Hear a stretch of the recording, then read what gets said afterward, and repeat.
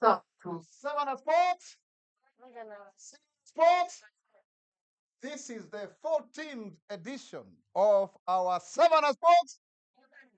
Na leo tuko na story tu poa sana. Tuko na champion wa majenzi ambaye amefanya kila msee, yani hebu umecheki kila msee siku hizi ati anahag nini? No. Wewe wacha hiyo story yako. We have a Guinness World Record. Wacha kiwarue bwana. Sasa leo tuko na si nani mwingine bali ni nani? Rufena, si ndio? Lakini before we go to the other side, let's see what Gava inasema pia leo. One thing that is very clear is that Jaramogi Oginga Odinga Teaching and Referral Hospital has fully transitioned to a paperless, Afya Care system, integrating clinical, laboratory, pharmacy, and medical records to streamline patient care and reduce errors. The digital system also enables real-time data tracking, improving coordination across departments and satellite facilities, and enhance efficiency and accountability in public healthcare delivery. This is very important because this is what we are doing also with Cabinet. Cabinet is also paperless so that we also save our trees. And that is why we have Trufena today here with us. Also, in addition, the Treasury has approved 255 billion to clear pending bills and boost businesses. This is very important for our people. The government has approved 255 billion to settle long-standing pending bills to suppliers and contractors, easing cash flow pressures and restoring confidence in public procurement. 80 billion has already been released for roads, and 175 billion will be progressively cleared after verification supporting business nationwide. Remember, we had actually a business outlay or claims of up to 600 billion, but a good number of them were found to be fake, about 57%. They could not be verifiable. But the rest that have been cleared, now we can see they are being paid. And actually, 98% of these claims were below 100 million Kenya shillings. So it's very, very good.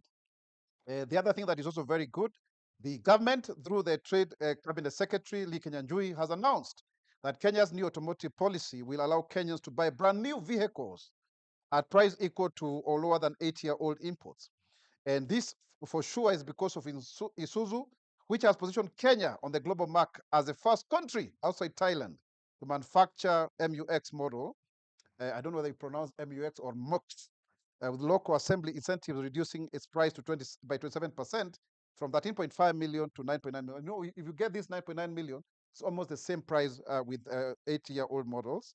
So this is actually going to promote affordability and strengthen local manufacturing. So there's a lot that the government is doing, and we remain committed to ensuring that we put our focus on that. As you know very well already, there's an IPO for KPC. Please buy the shares. We want to ensure that we have proper infrastructural development. We are thinking for the country. We just had a very good meeting with the head of the public service, on this issue. So Gava iko tayari kukusikiza, si ndio? Na ndio leo tunakuja kusema na Spox, sema na Spox na kofi kabisa. Rufena, kuja, hebu nisalimie. Sasa, nigotee. You can have a seat. Okay. How are you feeling to be around here? I'm feeling great. Nimefurahi kukutana na wewe for the first time, eh? Nimefurahia pia. Nikiambiwa hivi lakini sasa mimi niwe nakwambia. We expected a very huge first kumbe ni kadem tu kazuri tu hivi. Kadogo tu hivi, petite. Oh yeah. Yeah? Yeah. Wow, that's tupigie makofi sana. Hata naona matali wengine wanakuchekecheki hapo wanashangaa hivi wanaona wanakuwa wanaona nini na mdogo. Yeah. Welcome to Sema na Spox. Yeah. This is a government podcast. We try to ensure that we relate with the young people because they are the majority in this country. Yeah. And you are our second guest this year. That's And we are amazing. live on KBC Channel 1. You know, hiyo ndio idhaa ya baba na mama, si ndio?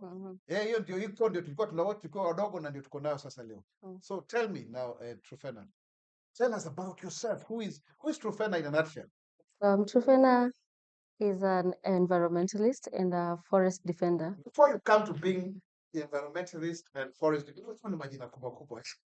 Down, tuambie ulizaliwa wapi, ukagrow Okay. wapi, you know, this kind of things. Okay, I'm 22 years. I was born in 2003, Wow. and I was born in Mathira constituency. Mathira? Yeah, Nyeri County. So Mathira is known for, let's say, education. Yeah, yeah, yeah, and now known for environmental actions. Changing the trajectory of Yeah. your hometown. Yeah. Pengine hata kujulikana kuliko hometown yako. Yes. So Lakini pia kwani kuko na majina ingine ya maajabu kama Githuke Mondo. Pia sijui Gigoya. There are some very funny names around in Madeira, you know. I don't know how people use it, but go ahead. yes, and I am a Kenyan, and I've lived in so many places. Where is this? I've lived in Nairobi and Kiambu Kiambu, where in Kiambu? and Ruiru. Yeah. You know, I'm the Bodongo wa Ruiru. Oh, Sasa kuna uko kwa Ruiru ndani tunaitanga Runda. Kwa wewe upande wapi huko Ruiru? nimesahau jina. Ulikuwa kidogo. Yeah. Yes. Where did you go to school? I've gone to several schools, but my high school was in Narumoru Girls. Oh, Narumoru. It's in Nyeri. Narumoru, makofi kwa Narumoru. Yeah. Wewe kama ulienda Nyamng'ana no. What? Pigia it's world record. Yeah. Yeah, and I'm now in campus. I'm studying at MKU. Oh, wow. Yes. Yeah. Public relations. Hey, what communication? No, down we have to break that up. You know, to the point that even the president and the deputy president, you have to pay attention. Yeah. I mean, si umeweza tu sana. Haraka tunakwenda state home. Okay, I've been to State House kama scout. Kama scout. Yeah. This time you were three. Yes. Now the way ndio ulikuwa F2 peke yake, si ndio? Yes. It feel to be around the president, mnapanda mti mnabonga. It was really amazing, especially because we align in matters climate change and environmental conservation. Yes. So that was really amazing that we got to meet in that path. Wow, amazing, amazing, my dear Susanna. And you know what? What really inspired you to come up with such a innovative way of creating awareness? Okay. First of all, I was thinking it is so much. There's so many things inspired me. Most importantly, because I have 2 Guinness World Records. Can you imagine? Yes. How many? Two, weka hii kidole hivi. Wewe yako ni ya 2 time. Yeah, so generally it's to just create visibility for environmental conservation and then conversation around tree growing. Yes. But I had specific themes for each. And for the first one, it was 48 hours, and it was about mental health and the benefits of tree hugging on our mental health. So actually benefits of hugging a tree because when you have mental health. Yeah, it's therapeutic. It's therapeutic. It heals your mind. Yeah, when you have stress. And this time it was mostly mental health issues that are directly involved with environmental degradation. So, and for the second one, it was to create visibility and spotlight for the importance of protecting indigenous trees and also honoring the wisdom of indigenous peoples. So, wisdom of indigenous people. Tell us more about that. What I would say is that we have indigenous peoples, peoples who have a lot of information about the indigenous life and ancient lives. Like if people understood well about the importance of each trees, like the medicinal values, because there are actually trees that can even heal cancer. You see, so if we protected that knowledge, I think it would relate mostly with people because they would see immediate need for us having such trees, and maybe it would create an emotional ownership and connection to the environment and to trees, and that would lead to protection of trees. And so, therefore, when you talk about mental health, how does that relate now to the indigenous people and their local knowledge? Well, I would say now I think it's about mental health, how it relates with environmental degradation. Yeah. Yes. When we have like floods, and droughts and wildfires, they are victims of all these calamities. And definitely they have post-traumatic stress disorder. Yes. Yeah, so it heals. Being around nature heals. But now, to you can talk about healing. Why mental health? Is it that you've had a personal experience for mental health, or what really made you feel like you want to talk about what we are discussing today? Yeah, I'm a mental health survivor, and also I'm living with panic disorder. So it's also a personal story. Okay, so it's also so it's so you get to panic when you Yes. are facing some situations.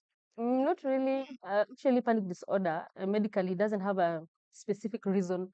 It can come anytime. So you can have a panic attack. Yeah. Oh, okay. Yes. Interesting. Tell us about that, because you see now hatujui sisi ni washamba ikikuja kwa hiyo maneno. Please take time to educate us about panic disorder I would or panic really condition. love to know what you would love to know about it, because it's just a disorder. It's anyone Like can. how does it manifest? Because you see, you are now a champion. Yeah. You are speaking for so many people Yeah, who are sure. like yourself. Sure. And I know for me, having been in a lot of advocacy, I think it's a very good opportunity to educate all of us about kama namna gani, si ndio tunafaa kujua hiyo maneno. Hata naona kuna mrembo anaitwa Hilda hapa ana smile sana hiyo mjini. What about it? Okay, maybe what I can say is, first of all, it doesn't have like anyone can get panic disorder. And I know everyone, maybe they might be asking, how is panic a disorder? Anyone can panic anytime, but it becomes a disorder when it persists like for years, and then, yeah, if you're diagnosed. So, and it manifests in different ways. Yeah, just like any other panic attack. You can sweat, you can drop things, yeah. So I don't have so much to say about that. Coffee hapa makofi. And the fact that you actually chose, that was a way of creating awareness. That's absolutely amazing. So this was your first Guinness record of 48 hours, right? Yeah, it was my first one. Yeah. Yes. So that one was on mental health. Yeah. Oh, wonderful. And since that, then you did that. What then made you to graduate to 72 hours? Them or me? No, you, like now, why did you decide now after 48 hours, then you need to do another 72 hours? Yeah, because I had a different message that I needed really people to get. Now it was about indigenous forest and indigenous peoples. And, this was central to COP30 climate talks. And COP30 was happening in Brazil. So that's where this world record was supposed to take place, in solidarity also with Quilombolas community. They are the guardians of the Amazon rainforest. And also they have a direct connection to the African diaspora. Yeah. So most people in the Quilombolas community, they are from Togo. Their ancestors, yeah, so they have that connection with African diaspora. Makofi hapo. Kwa hivyo umeendea kwa Afrika wenzako wenye wanaishi kwa forest. Yeah. Very nice. Yeah. Yeah, actually there are even some other, I think it's in Paraguay. There are people who are called the Kambakua. And you see them, the way they play the drum and everything, you can actually see they have a connection with the Kamba people here. They look like there is like a lost Kamba tribe. I don't know. It needs to be investigated. Yeah. Sasa hizo nywele zako. Yeah. Hapa Kamutia ananiambia hapa ni watu wao. Naona hiyo nywele nayo. Nywele these iko na a lot of message. First of all ni waste. It's waste kwa sababu kama the green ones nimereuse since 2022. So I'm just natoa alafu naosha narudisha. So circular economy. Yeah. Makofi hapo. So hii ni waste ya nini hii? It's yarn scraps. Yarn scraps. It becomes waste because I'm reusing. Okay. Instead of throwing away. Okay. And also it's, most of the hairs that women put, they are synthetic hairs and they contribute to environmental degradation. So this is just my own way of telling and actually advising people, or maybe motivating them to live sustainably before actually telling people to do this. First, within yourself, just make sure you're living sustainably every day. And also the colors have a meaning. Each color has a meaning. Yeah, Banner. So what do the colors mean? I can see green. Most of you told men are colorblind. Yeah. So I'm sure I've seen green, I'm seeing red, I'm seeing blue. Which other color? Yeah. Can we see it? Maybe you can start if you don't mind. Yeah, it's okay. Let's clap for Professor. And then tell us about the challenge, Yes. So that red means what? I think it's for indigenous people, indigenous resistance, frontline courage. And green is for reforestation, regeneration, and hope. And blue is for water protectors and ocean defenders. and black is for African power, protest, and resilience. What?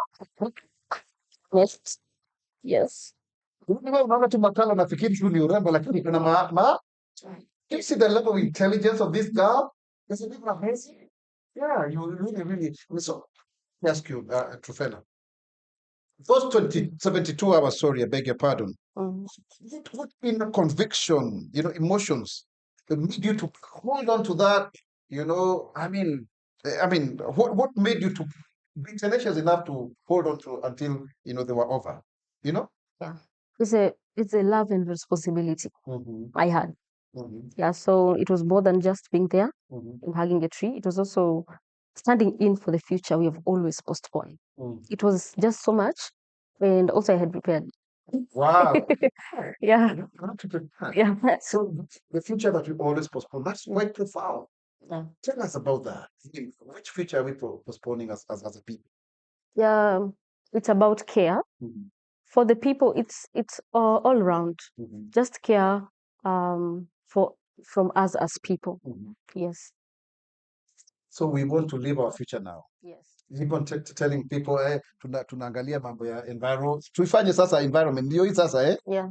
And so now you are our 15 billion tree campaign ambassador. How do you reconcile this activism, and really the actual work on the ground? I know it's a new title that you've been given, Yeah. and it's quite daunting for a 22-year-old. So, what are your ideas around it? Have you done something about it, or what is your vision? Actually, my vision is just it has been planting care in people's, because I believe, like you see, symbolic acts like tree hugging, those are just to make people care, and it just builds emotional ownership. You see, if you feel like you own something, you're going to protect it with all that you have. So about the practical thing is, policies, partnerships, and communities engagement is what makes it like they are the ones to ensure that trees are planted and they are nurtured to maturity. Yeah. So you highlight a lot in your speeches about hearts and human conviction to nature. Yeah. How should people be engaged emotionally to such your campaign? What is your take about emotional connection and nature? So just like I said, see, when people are connected emotionally, you come to understand that we are part of nature. We are a family, and we are not separate from each other, and we need each other. So I feel like care is all that we need, and love. You understand? So that's what connects us to the purpose of us living and also taking care of what we have. Yeah. So, Trufena, by the way, what is your nickname? Trifena. Trifena. Trifena. Look at my coffee kwa Trifena. Trifena. Yeah. Trifena, not true. Trifena. Okay. Trifena ni true, ama? So, hebu nikuulize history ya national tree growing. We are supposed to plant 15 billion trees. Yeah. I'm sure umefanya calculation yako. There was a time I really wacha tusije hiyo story. Kuna venye nilikuwa embarrassed kama government na hiyo maneno ya how many trees have been planted in a day. Let's leave it for another day. What is your target? I mean, how many do you think in your tenure? Because you see, you'll be an ambassador for a given period of time. Yeah. I want to hear more, and Kenyans want to hear more. What is it? Because you see, you may not have everything at a go. Yeah. But how many trees do you really think that you can help us to plant as a country? Considering the National Tree Growing Day now is a national holiday. Yeah. Every 10th of October. Yeah. Yeah. So for me, it's so much I can do, and not alone, of course. This is not it's actually a full band. It's not a solo ride, climate action. So I'm planning to bring everyone on board. That includes even corporates, and with different styles. And also, so actually this month, we're going to launch the first ever Trufenas legacy tree nurseries. It will have 100,000 seedlings. For coffee. Yeah. It will be in a school called Mo Equita Girls. Yes. No, it's in Nyeri, yes. Coffee. Yeah, 100,000. Yeah, so like 60% will be indigenous trees. Okay. 30% will be fruit trees and 10% exotic trees. Oh, wow. Yeah, so that's what the long-term plan, to have those kind of legacy tree nurseries, because they're going to have, like, each year they will produce 100,000 seedlings. So that means a lot in this campaign. Also, I don't want to talk about this, but on June 5th, we're going to do a lot. We're going to have a mass action that involves an attempt to plant 1 billion trees in one day, 24 hours. Wow. I know it looks ambitious, but it does. That's the only way you can make a difference. Yeah. Yes. It's going to be like an activism. It's actually a world record. It's a world record. It's a world record. Yes. Wow. So yeah, involving people differently. So we're going to involve corporates. Yeah, corporates, especially those that contribute to this kind of degradation, so that they can pay up for the loss and damage.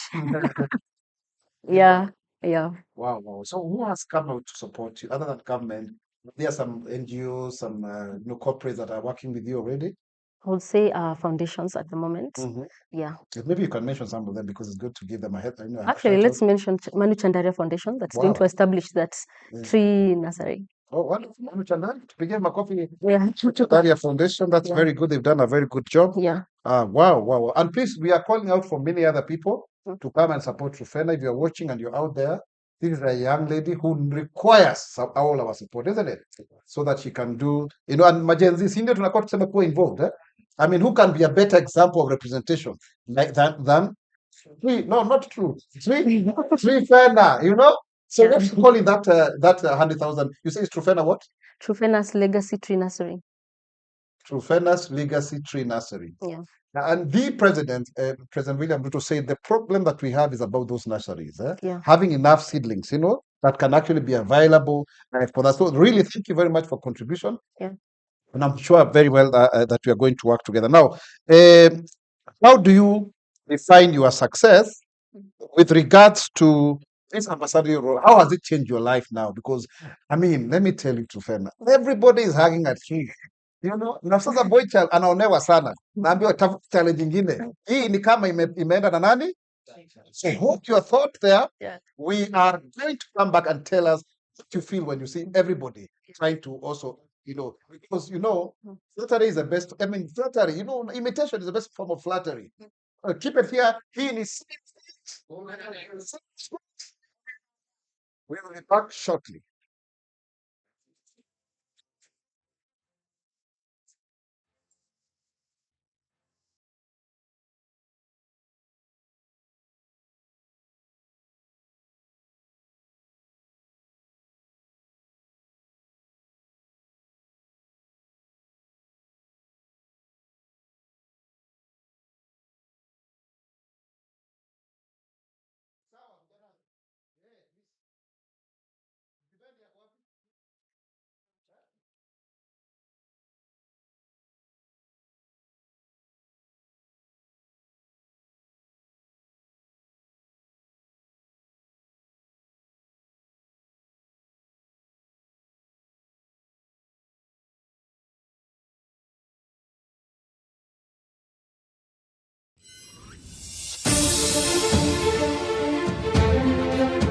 Hizi ni taarifa zetu za wiki hii kutoka ofisi ya msemaji wa serikali, kituo chako cha kuaminika kwa taarifa rasmi za serikali. Rais William Ruto akagua soko la Gikomba na kuzungumza na wananchi, akisisitiza dhamira ya serikali ya kuleta maendeleo yanayotokana na fursa kwa wote. Aliweka jiwe la msingi kwa awamu ya pili ya mradi wa nyumba za bei nafuu wa Kanyakwar wenye nyumba 401 na kukagua awamu ya kwanza ya mradi huo katika kaunti ya Kisumu. Mfuko wa nyota wa mitaji kwa biashara ndogo wazinduliwa, huku miradi ya maendeleo ikishika kasi Kisii. Kenya yathibitisha tena kuunga mkono mchakato wa uchaguzi nchini Sudan Kusini. Majaji 15 wapya wa mahakama ya rufaa waapishwa rasmi. Ushirikiano wa kimkakati kati ya Kenya na Uingereza wazidi kuimarika. Kenya na Shelter Africa washirikiana kukuza nyumba endelevu na ubunifu. Ushirikiano wa Kenya na Marekani waimarika kupitia upanuzi wa kituo cha kijeshi cha majini cha Manda Bay. serikali yaimarisha utekelezaji wa mapendekezo ya NADCO. Kipindi cha Sema na Spox, Bonga na Gava charejea tena kupitia KBC. Kenya ya watunuku maafisa waliotumikia nchini Haiti kwa msaada wa Marekani. Serikali yaongeza upatikanaji wa huduma kupitia mpango wa jukwaa la usalama. Kenya yaanzisha mfumo wa kulipa deni la nje ili kuimarisha usimamizi wa fedha za umma. Kenya na Czech Republic wasaini makubaliano ya ushirikiano wa ulinzi. Serikali yaendeleza urahisishaji wa huduma za sekta ya haki kupitia mfumo wa kidijitali. Waziri Aden Duale athibitisha dhamira ya serikali katika huduma maalum za afya Mombasa. Uhamasishaji wa jamii waongeza idadi ya wanaopima saratani Kirinyaga. Kenya yazindua kongamano la kitaifa la ajira kulinganisha ujuzi wa vijana na mahitaji ya soko la ajira. Maendeleo ya eneo maalum la kiuchumi la Dongo Kundu yaashiria dhamira ya Kenya katika ukuaji wa viwanda. Kenya yaongeza maandalizi ya AFCON mwaka 2027 kupitia uboreshaji wa viwanja na miundombinu. Kenya yasherehekea siku ya 77 ya Jamhuri ya India ikiimarisha uhusiano wa kidiplomasia. Katibu Korir akagua mradi wa maji wa Masongo Chebai Top Surwerwa. Kenya yashiriki kongamano la soko la ajira duniani jijini Riyadh likilenga uhamiaji wa wafanyikazi wenye ujuzi na ulinzi wa haki zao.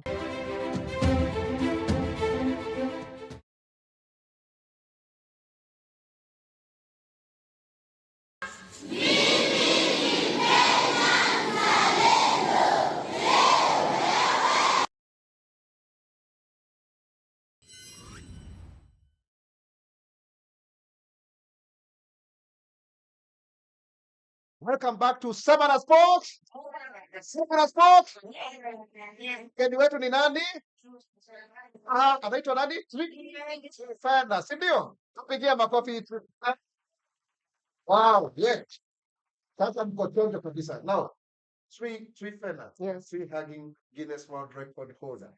How do you feel wakati unacheki watu? Unajua by the way ulitupatia pressure sana. Gava, mbona mja-recognize, mnamngojea nini?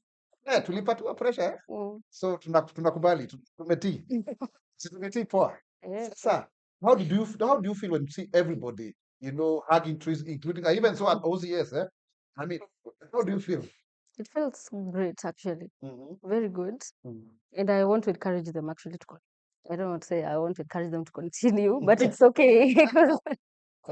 Because actually that was part of my campaign to just inspire a different kind of a movement that it's like a protest, a silent and peaceful protest. That you can air out your views and whatever. Social change. For social change. So I feel okay. It's only that if they can practice, maybe for each person on their own, they make sure they practice for personal health, like so that they can be good in health. But I feel so great, actually. But you see now, there's a way in which this whole campaign has taken a feminine kind of character.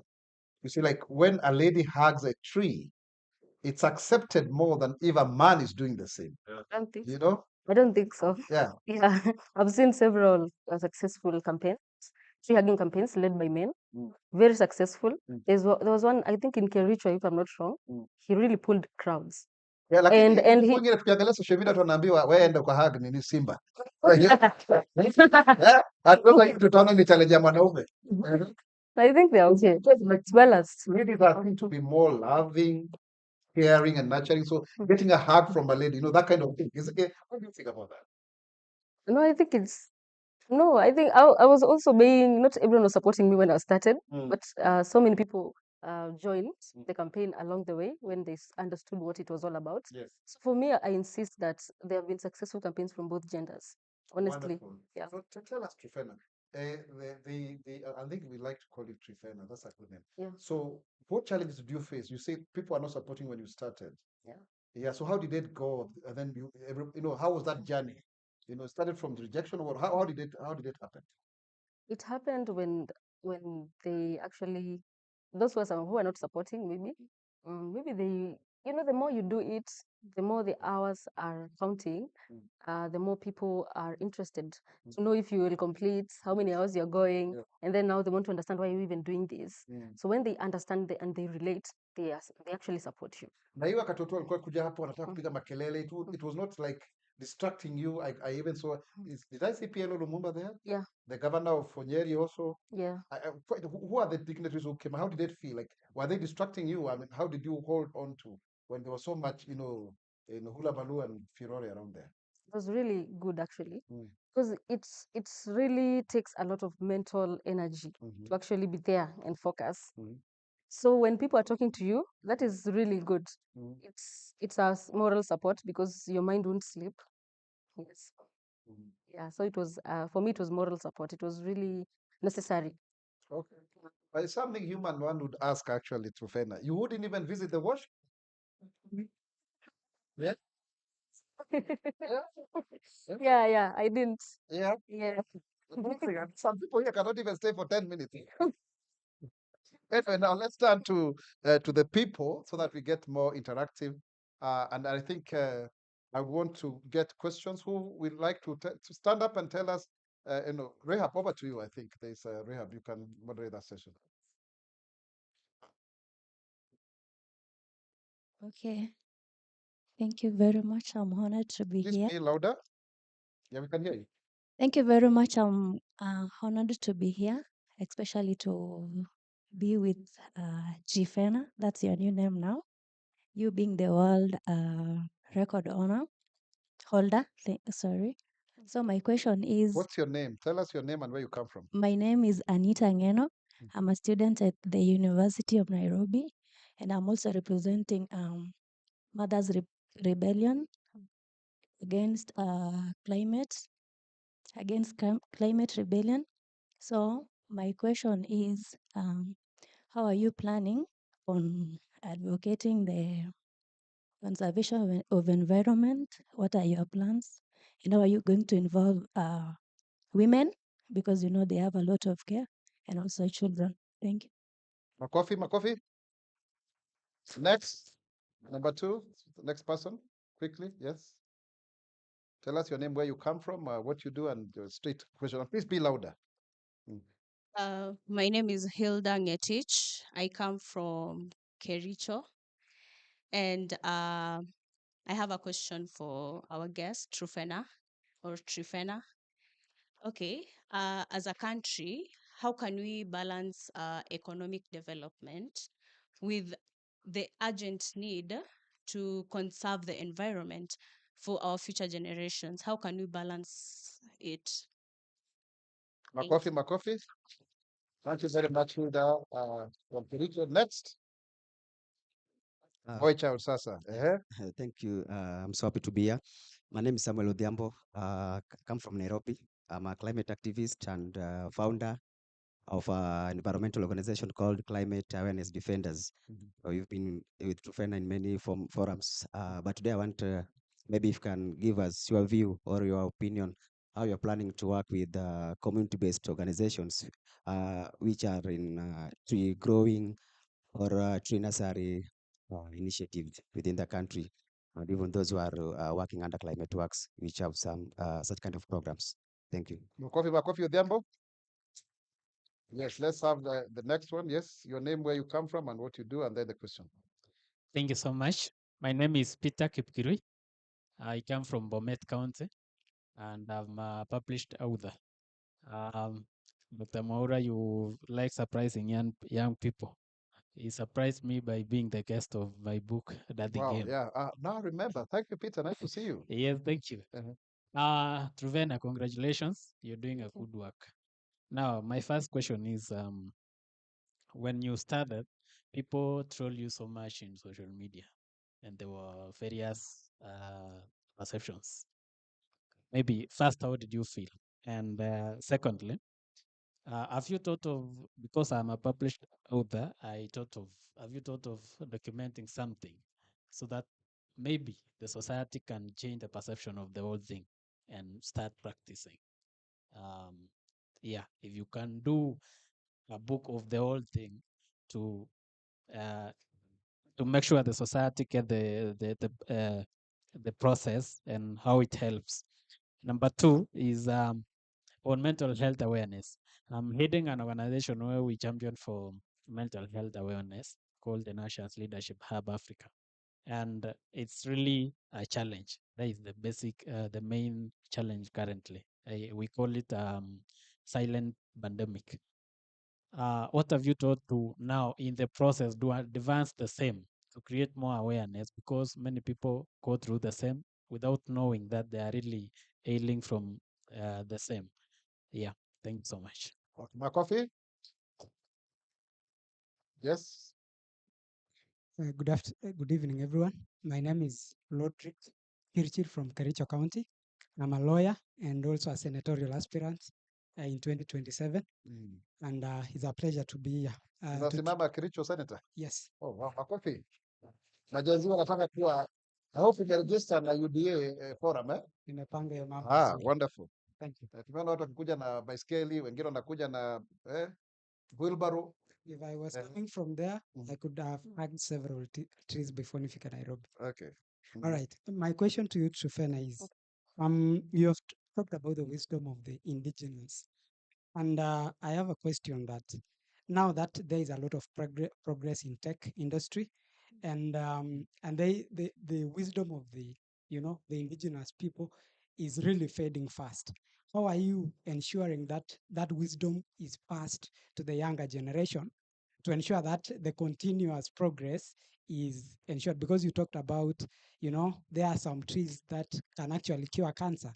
How are we going to ensure that that wisdom is going to remain with younger generation?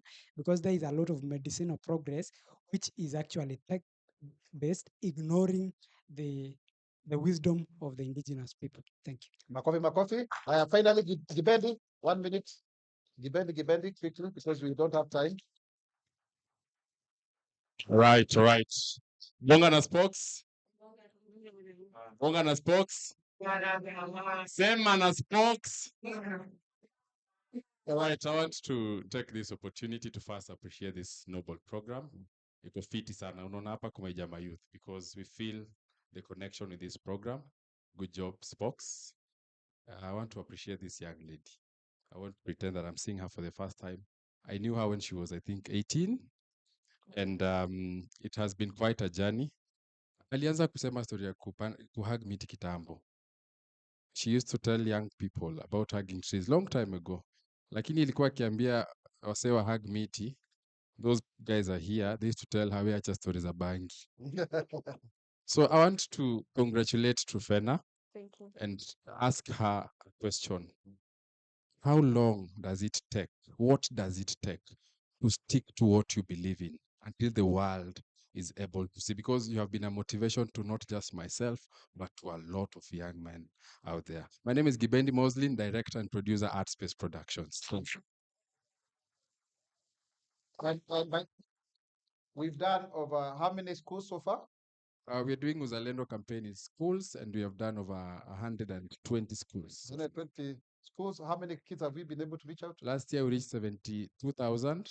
This year, I think we have added to that, we are around 74,000. Yeah, Makofi. But now we don't have time. Time is not on our side. So, Trufena, over back to you. Yeah. You have about 5 minutes or so to respond to how many questions? 6, 7? Yeah. Okay. So I think I didn't get the first question clearly, but I think it's about how we're going to involve women in climate. So it's very simple. I know women are one of the most vulnerable people when it comes to climate injustice because of the nature of just being women and the kind of issues they go through when we have different types of injustices happening to them, especially those people who live in vulnerable areas like slums. Yeah. So how we're going to involve them? I've been involving women. I'm a woman, and also so I'm extending it by working with women-led organizations. To elevate their voices and campaigns. And I've been working actually with Mothers Rebellion. So you see, yeah. So the second question is how we can balance economic development with urgent need to protect our environment. So I think yes, we have needs to protect our environment, and also we have needs to also develop And sometimes we know we may, like cutting down of trees, we know we shouldn't cut down trees to facilitate development. But again, there's still need to use the trees, you know.